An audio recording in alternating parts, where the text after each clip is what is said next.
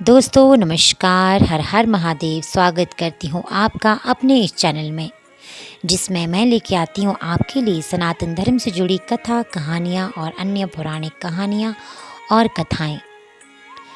दोस्तों, नटराज की मूर्ति को हमने कई बार देखा है। कई स्थलों पर मूर्ति को रखा गया होता है, कई बार घरों में भी उसे स्थापित किया होता है।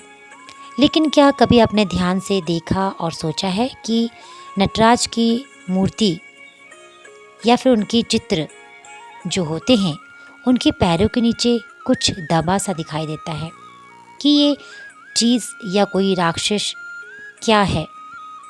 हम सभी ने भगवान शिव के नटराज रूप को कई बार देखा है, चाहे वो फोटो हो, चाहे वो मूर्तियाँ हो।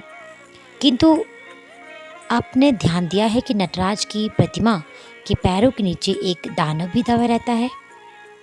आमतौर पर देखने से हमारा ध्यान उस राक्षस या उस दानव की ओर नहीं जाता, किंतु नटराज की मूर्ति के दाहिने पैर के नीचे आपको वो दिख जाएगा। दोस्तों, वास्तव में वो कौन है? आइए आज इसी बारे में एक हम छोटी सी कथा या यूँ कहे जानकारी आपके साथ साझा करते हैं। सबसे पहले तो मैं आपको बता दूं कि भगवान नटराज के पैरों के नीचे जो दानव दबा रहता है, उसका नाम है अपस्मार। उसका नाम मुयालक भी है। अपस्मार एक बौना दानव है, जिसे अज्ञानता एवं विस्मृति का जनक बताया जाता है।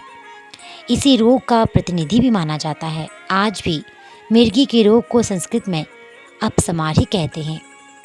योग में नटराजासन नामक एक आसन है, जिसे नियमित रूप से करने से निश्चित रूप से मिर्गी के रोग से मुक्ति मिलती है। ये बात कितनी सही है, इसकी जानकारी तो जो योगाचार्य होते हैं उन्हीं को मालूम होगी, लेकिन मैं जो आपको बता रही हूँ वो एक कथा के माध्यम से बता रही हूँ।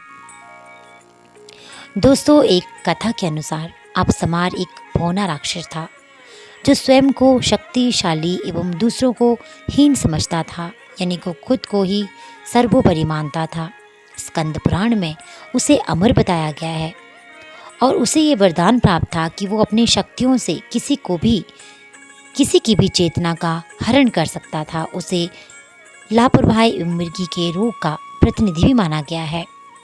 अपनी इसी शक्ति के बल पर अपस्मार सभी को दुख पहुंचाता रहता था। उसी के प्रभाव के कारण व्यक्ति मिर्गी के रोग से ग्रसित हो जाते थे और उन्हें कष्ट भोगते होते थे। अपनी इस शक्ति एवं अमरता के कारण उसे अभिमान भी हो गया कि उसे लगने लगा कि उसे कोई हरा नहीं सकता है। पर एक बार यूँ हुआ कि अनेक ऋषि अपनी अपनी पत्नियों के साथ हवन एवं साधना कर रहे थे। प्रभु की माया से उन्हें अपने त्याग और सिद्धियों पर अभिमान हो गया और उन्हें लगा कि संसार केवल उन्हीं की सिद्धियों पर टिका है।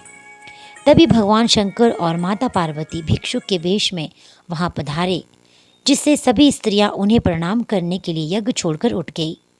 इससे उन ऋषियों को बड़ा क्रोध आया और उन्होंने अपनी सिद्धि से कई विषधर सर्पों को उत्पन्न किया और उन्हें भिक्षुक रूपी महादेव पर आक्रमण करने को कहा, किंतु भगवान शंकर ने सभी सर्पों का दमन कर दिया। तब उन महर्षियों ने वही उपस्थित अपस्मार को उन पर आक्रमण करने को कहा। स्कंद पुराण में ऐसा भी वर्णित है कि उन्हीं साधुओं ने अपनी सिद्धियों से ही अपस्मार का सृजन किया। अपस्मार ने दोनों पर आक्रमण किया और अपनी शक्ति से माता पार्वती को भ्रमित कर दिया और उनकी चेतना लुप्त कर दी, जिससे माता अचेत हो गई। ये देखकर भगवान शंकर अत्यंत क्रुद्ध हुए और उन्होंने अपने डमरू का नाद किया। उस भीषण नाद को अपस्मार सहन नहीं कर पाया और भूमि पर गिर पड़ा। तत्पश्चात उन्होंने एक अलौकिक नटराज का रूप धारण किया और अपस्मार को अपने पैरों के नीचे दबाकर नृत्य करने लगे। नटराज रूप में भगवान शंकर ने एक पैर से उसे दबाकर तथा एक पैर उठाकर अपस्मार की सभी शक्तियों का दलन किया और स्वयं संतुलित हो स्थिर हो गए। उनकी यही मुद्रा अंजलि मुद्रा कहलाई।